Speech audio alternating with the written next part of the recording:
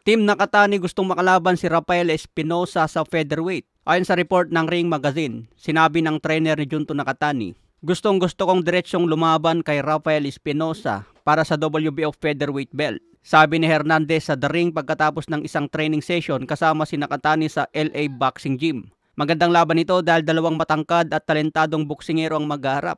Mabibigyan nito si Junto ng mas mataas na status. Mapapahangan niya ang mga tao kung talunin niya si Rafael Espinosa. Sinabi pa ni Rudy Fernandez, "Kung hindi namin makukuha si Inoue, pwede kaming lumaban kay Espinosa. Kung iaalok nila sa amin ang laban na yon, tatanggamin namin agad-agad." Ito ang plano ngayon ng kampo ni Nakatani. Gagawa daw sila ng sariling daan para mas makilala pa si Junto Nakatani.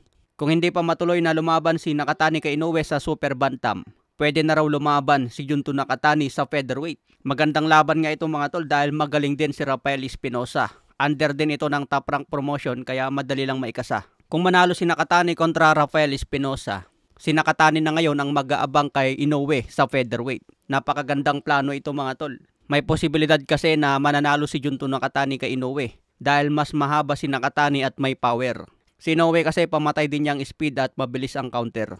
Pero si Nakatani may timing yan at malakas. Kaya pwede niyang matimingan si Inoue. Ngayong June 8 may laban si Nakatani kay Ryosuke Nishida, unification ng IBF and WBC Bantamweight belt. May kartada si Nakatani na 30 wins, 23 KOs, wala pang talo. Edad 27 pa lang ito mga tol at may tangkad na 5'8". Sa iba pang balita, Juan Manuel Marquez nagbigay din siya ng pahayag kay pambansang kamao.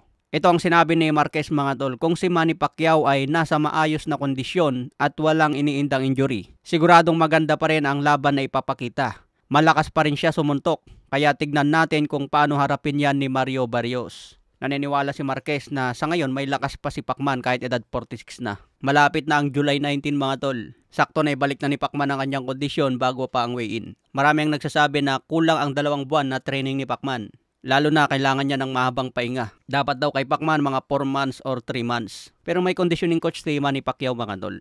Alam naman nila kung paano palakasin si Pacman sa 2 buwan lang. Hindi naman tabain si Manny Pacquiao mga tol kaya mabilis lang makuha ang 147. Yung stamina lang talaga dahil matagal siyang nabakante. 4 na taon na hindi lumalaban sa boxing. Yung huling exhibition niya kung matatandaan yung mga tol, hindi naman talaga si Rocky Anpo ang kalaban niya doon. Biglang pumalit lang si Rocky Anpo na napakalaki.